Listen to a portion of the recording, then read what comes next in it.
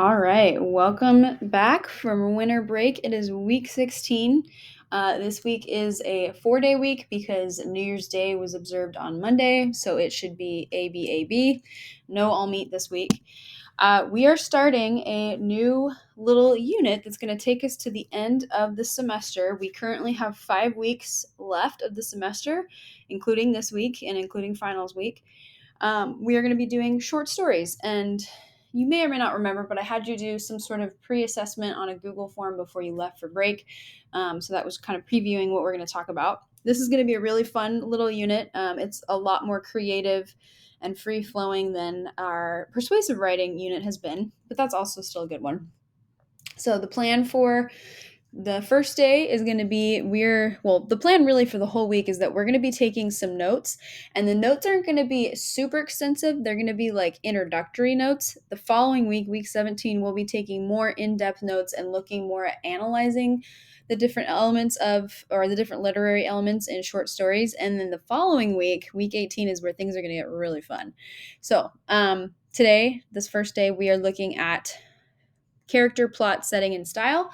And then we're going to take a break, and then we will watch a Disney short to kind of do some analysis, looking at the first 4 literary elements that we take notes on. So you will see in your slides, you will also need to be taking some notes as you follow along. Anytime that you see a blank spot or a line that's blank, that means you need to fill it in. So here we go. So short stories. This is a quote by Emily X.R. Pan. She says, "Storytelling, if you think about it, is the most human thing we do. It's a universal language. It's so instinctive, baked into our way of surviving and connecting that we do it without even thinking about it." I love this quote because I think it really speaks to the power of not just short stories, but stories in general. I told you, if you recall, at the very beginning of the year, one of the reasons I chose to become an English teacher specifically is because of stories. Because I think they're powerful. I think they're something that everybody can bond over and connect over in some capacity, and they're just so fun. So, we're looking specifically in this unit about short stories, and we need to ask ourselves the question before we even really dive into it: what purpose do they actually serve? Because short stories are a type of storytelling, it's a genre of writing, and we need to ask ourselves, well, what purpose really do they serve? Why are we not wasting time actually? Why are we spending time looking at these things? If we look at Jennifer Gonzalez, she is a very popular. She was a teacher, but she also helps teach teachers how to teach. I don't really know what the word is for that, but anyway, she talks about this on a blog post that she did, and she says that with a well-told story, we can help a person see things in an entirely new way. We can forge new relationships and strengthen the ones we already have. We can change a law, inspire a movement, make people care fiercely about things that they'd never given a passing thought. Short stories are incredible because, similar to poetry, you can do so much in very little space and time, and they're very fascinating to look at. So, to begin, I kind of asked you some of these questions in that Google form before break, but it's been, 2-3 weeks. So let's jot down some ideas for a second. In these boxes, I want you to tell me everything and anything that you know about these things: character, setting, style, symbolism, plot, POV, tone, and theme. If you have absolutely no idea, please don't Google it and copy and paste. I just want you to say, I really don't know. I want you to be honest so that I can see where our prior knowledge is at. So take a second and do that. Okay, next, this is going to help us as we are going through these literary elements, because sometimes it's nice to connect something that is more solidified in our brain to something that's a little bit more abstract. I want you to very quickly brainstorm a list of your favorite characters and your favorite stories. They don't have to be the characters from the same stories, they could be different, but just list out. It could be from books, movies, TV shows, video games, comic books, whatever you want. Here's a couple examples of my favorites. All I need you to do is list them out, because as we're going through these notes, I want you to somehow in your brain think about these stories, think about these characters, and make connections based off of the content that we're talking about. Because again, sometimes if we can make a connection to something we're familiar with and something that we really love, it helps solidify those ideas in our brain just a little bit more. Okay, so let's dive into it. We're going to talk about literary elements in stories. These are things that are part of all stories. They're going to look different because every story is different, but we need to see them because that is what creates a story. It's the foundational elements. So number one is character. Bad things, Anne Lamott says, bad things happen to good characters because our actions have consequences and we don't behave perfectly all the time. So the thing we need to know about character is that, for one, they drive the plot and influence theme, and they're integral in conflict. So if you don't have characters, I guarantee you, you do not have a story, because that is the heartbeat of every story. You have to have characters. And Anne Lamott, I've might have mentioned her before. She is a famous writer. She also teaches people how to write. She talks about how when you are writing fiction, when you're writing short stories or novels, your characters, they need to have a couple attributes. They need to have faults or flaws, because often that is what makes us love them. That's what makes them relatable. We can feel like we actually understand them. And she says we must find them interesting, we must find them believable, and we must care about what happens to them. And often that is because the characters are not perfect, because people in life are not perfect. So that is a starting point. Now, I want you to think of characters that remind you of the quote that I just read to you and list them here. Just jot them down. So, another thing that we can do when we are looking at characters and trying to analyze them a little deeper is look for a couple things. One, dialogue. How do they speak? How often do they speak? What do they have, maybe an accent or like way that they communicate information? Anne Lamott says one line of dialogue that rings true reveals a character in a way that pages of description really can't. Dialogue really speaks to the heart of a character because it's communication, it's what they're trying to say. And then we need to obviously look at how are they described to look on the outside physically. Is there something like we see with Anakin over here, a scar that maybe is connected to a story or an experience? What do their clothes, their facial expressions, what do they all look like? And then what are their habits, their interests, their beliefs, their dislikes? That's more like the internal side of things. And then what are their relationships with family and others like? How do they communicate? How do they relate to other people? Are they not very friendly to other people? Are they everybody's friend? How do they interact with other characters in the story? So next we're going to be looking at plot. This is where you'll fill in the blank here. Without characters, you have no plot, but without the plot, you have no narrative. So I would argue that plot and characters are the two most important things in any story. You have most likely seen this before. This is a plot diagram. This shows that we start with exposition, we have a rising action, we have a climax, falling action, and then resolution. And the development between relationships between characters is what's going to create the plot. Characters have to interact and talk to each other, and things have to happen between them. Um, Anne Lamott says, find out what each character cares most about in the world, because then you will discover what's at stake. If we were to go back to Star Wars as an example, what does Anakin care about most in the entire galaxy? That would be Padme, the love of his life. And what is at stake? Uh, Everything, in terms of how that all folds out, because we know that in the third movie, everything kind of falls apart, because what he cares about most, Padme, is something that kind of becomes the demise of everybody, especially him. And then another really interesting question we can ask ourselves when we are writing or when we're looking at other stories is, if someone isn't changed by the end of the story, then what was the point? Think about your own life, experiences that you've gone through.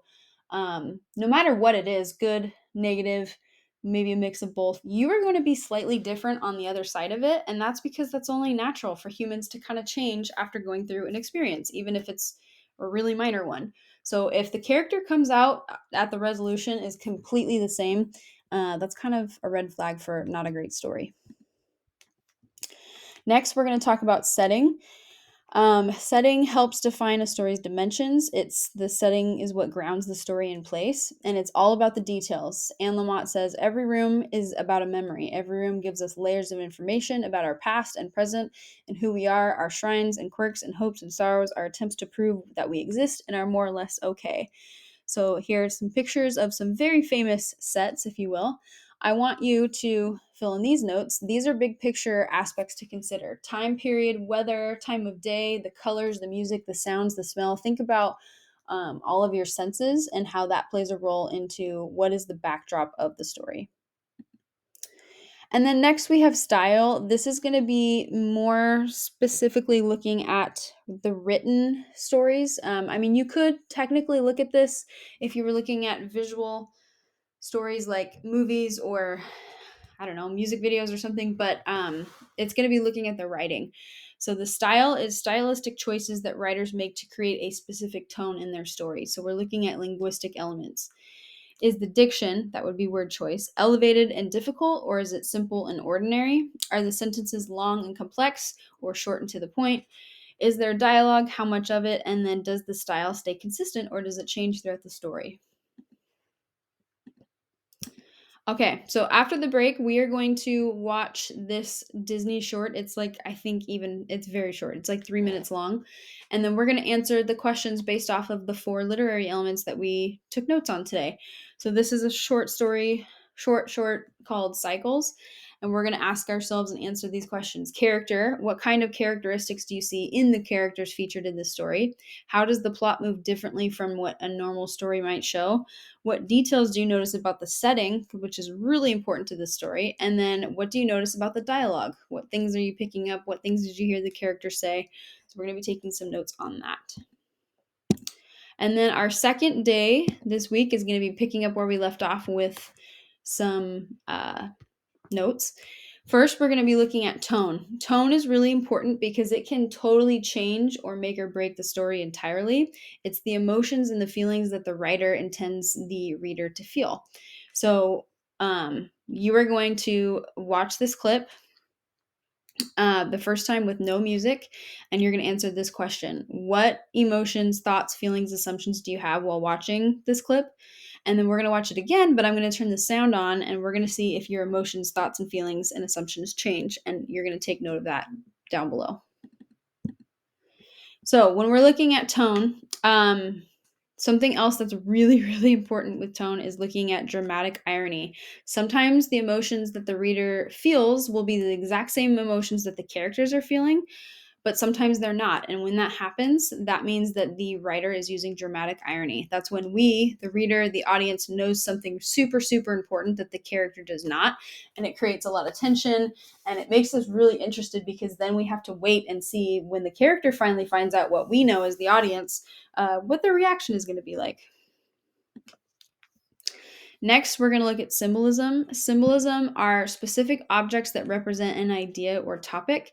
This could be colors, shapes, physical, tangible objects, usually, and oftentimes they are connected to theme. The thing with symbolism is that not every single story is going to have a lot of symbolism or even symbolism at all. There might not be really anything. Some stories and some storytellers really rely heavily on using symbolism. It depends on what you're looking at.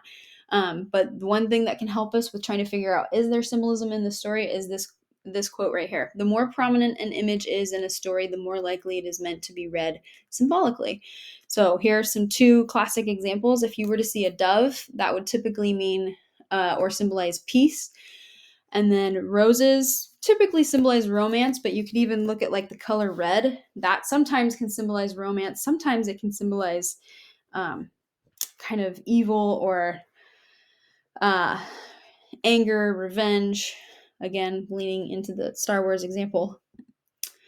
And then lastly, we're looking at theme, which is really, really important. A theme is a message or a lesson that's woven throughout the story. Themes, like I said, can often be symbolized through a problem, relationship, or physical object. And the thing that I think is going to be the most difficult for us to understand, because sometimes it gets confusing, is that themes are universal. They should be able to be applied to multiple stories. And what I mean by that is sometimes we confuse the definition of a theme with a topic. A topic is going to be one word. Example, love, forgiveness, anger, tragedy. Those are topics. But when we're looking at themes, these are full, complete sentences, and they are not mentioning a specific story because they're supposed to be applicable to all types of stories. So, example, true love takes patience and a willingness to look beyond the surface. That could be applied to The Beauty and the Beast, The Little Mermaid. I'm sure there's lots of others. Those are just the first 2 coming to my mind. Lots of different themes that could apply to multiple different stories depending on what you're focusing on. And then the very last one we're looking at is point of view and perspective. The point of view focuses on the type of narrator used to tell the story, and the perspective focuses on how the narrator is perceiving what's happening. So you're going to answer this question. How would the story or a story change if the point of view and perspective changed? Maybe take an example of one of those characters or stories that you put at your very first slide that you brainstormed and tell me how would it change if this changed. Okay, the very last thing we are doing this week is looking at another Disney short. This one is called Just a Thought. It's very cute and very funny. And we're going to be looking at the 4 literary elements that we spent our time on Thursday and Friday taking notes on. So we're going to ask ourselves and answer, how does tone change when the music in the background changes? How is the storyteller using symbolism in the story? And what do you think the theme is of this story? And how would the story be different or the same if told from the girl's point of view? So that is all I have for you for week 16. If you have any questions, please let me know.